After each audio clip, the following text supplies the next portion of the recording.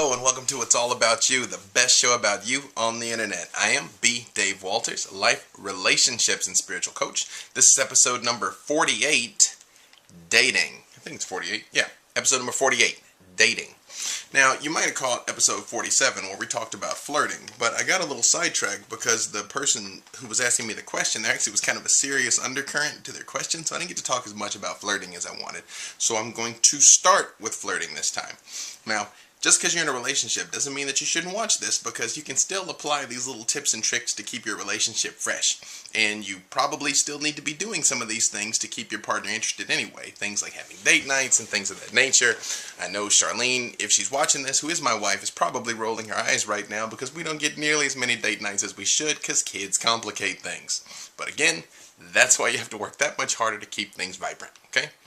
So, flirting. I got to say last time, it's supposed to be fun, okay? If it's not fun, you're not doing it right, okay? Like, you should both be smiling. You should both be laughing a little bit, at least on the inside. At least have a big smile on your face. Because if it's too intense, that's not flirting, that's phone sex. Or whatever the face-to-face version of phone sex is. I don't know. Like, it really shouldn't be nasty. Like, it shouldn't be...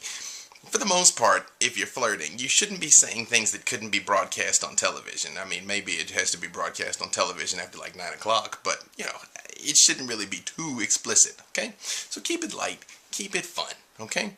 Now, again, just little subtle hints about if somebody's into you, okay? They're going to do little things, and some of this I mentioned before, but I'm just kind of telling it to you off the top of my head, so I apologize if I repeat myself, but you'll just know it that much better, so you'll be that much better at it, and can share it with other people. And then everybody's going to think that you're like this major pimp. You're welcome. So, a couple of hints if somebody's into you. They'll do little things like adjust their clothing. It's called an unconscious grooming response, okay? Like, girls will, you know, adjust their hair. They'll do little things like that while they're talking. I know I don't have hair anymore. I used to, though, and it was awesome. You know, guys will do things like maybe adjust their tie a little bit. And I'm not talking about fidgeting. I'm not like constantly. Although even somebody who's fidgeting is still showing the same thing. They've just taken it a little too far. The reason why people do this unconscious grooming response is they care about what you think. They're unconsciously trying to make themselves more presentable for you. It doesn't necessarily mean a romantic attraction, but it heavily indicates one. If anything, it definitely means they care what you think, and that's a good thing, okay? Another thing, if their pupils dilate, if you know the black part in their eye, if it gets bigger when they look at you, okay? Whenever you look at anything you like, whenever anybody looks at anything that they like, their pupils dilate. Pay attention to it, it's true. Your eyeball literally wants to take in more of it because you like it, okay? So if somebody's looking at you and that happens, a good sign, alright? Another thing is a flush. If their skin turns red, obviously this is easier to spot on some people than on others. Like, I've got to be pretty dang tickled for you to see the fact that my skin turns red, but it's possible. Obviously, if this person is pale, then it can happen very easily, okay? If they're blushing, it means you've triggered something in them that has either made them feel shy or has actually made them feel hot. It depends on how far down it goes. Like, if it's just right here in the cheeks, then, you know, they're just a little shy. If you see it's like going down their neck all the way down to their chest, you've really hit a button of some sort, okay? So that's actually kind of a positive thing. Especially if they kind of, you know, shyly sort of look away or whatever when it happens. That's cool. And, you know, again, I'm laying a lot on you here, so you might have to watch this one over and over again, because I watched the one on flirting, and I was happy with my answer to her question, but I didn't say all that I wanted to say on the subject, so I'm kind of making up for it here by just laying all this stuff down, alright?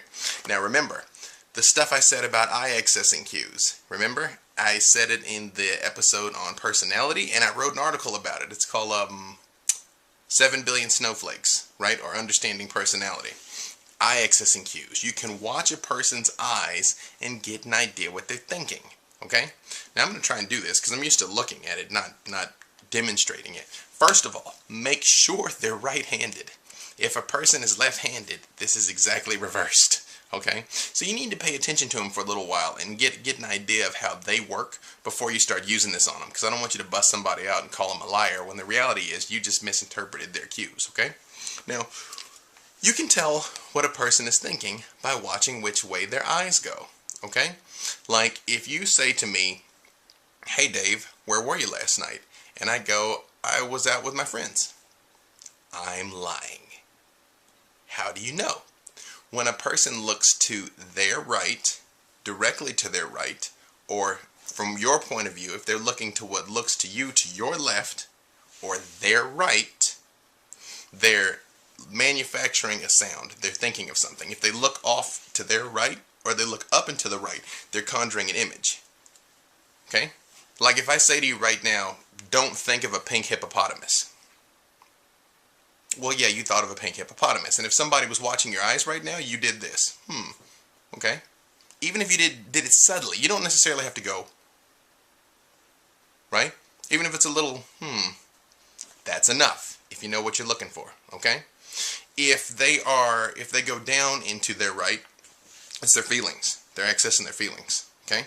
It's kinesthetic. Right? The easiest way to think of this is when you see a person standing in front of you, imagine up into your left, so their right, your left, a V, right under that an A, right under that a K, VAK, V-A-K. Up is visual, straight over is auditory, they're hearing something, straight down is kinesthetic, they're feeling something, okay?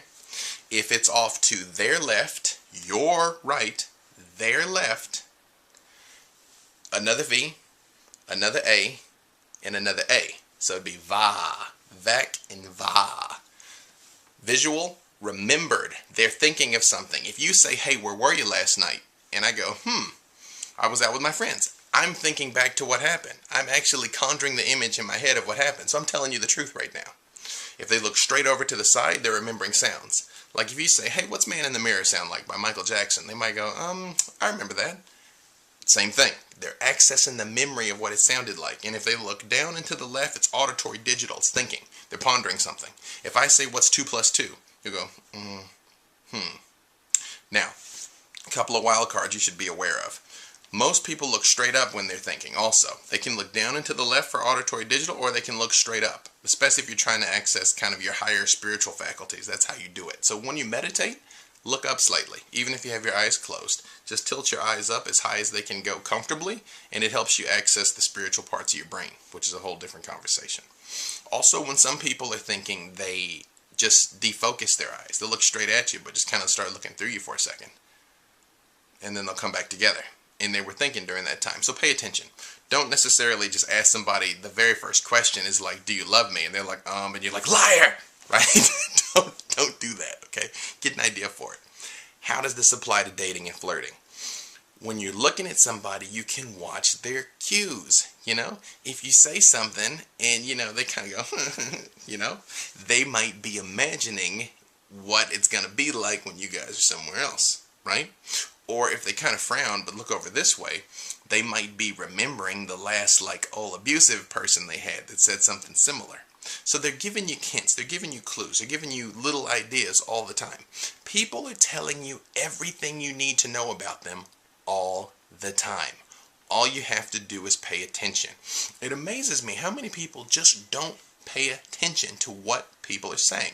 Pay attention to what they say and how they say it. Remember, body language is 55% of the message. 55%. Okay? After that is tonality. How you say it. 38% of the message. And then the words are only 7% of the message. If you don't believe me, watch TV or a video in a language that you don't understand. Like turn on something in Spanish or in Russian and see if you don't still kind of get the gist of what they're saying. Right? Or, just to give you another example, what if I say, here's an example. You got no chance. Or, you got no chance. Or, you got no chance. The words are the same, but the message is all completely different, okay? Now, I'm going to split this here for my brothers and sisters on YouTube. You guys come back with me. Everybody else, stay here. We're going to go on with part 2.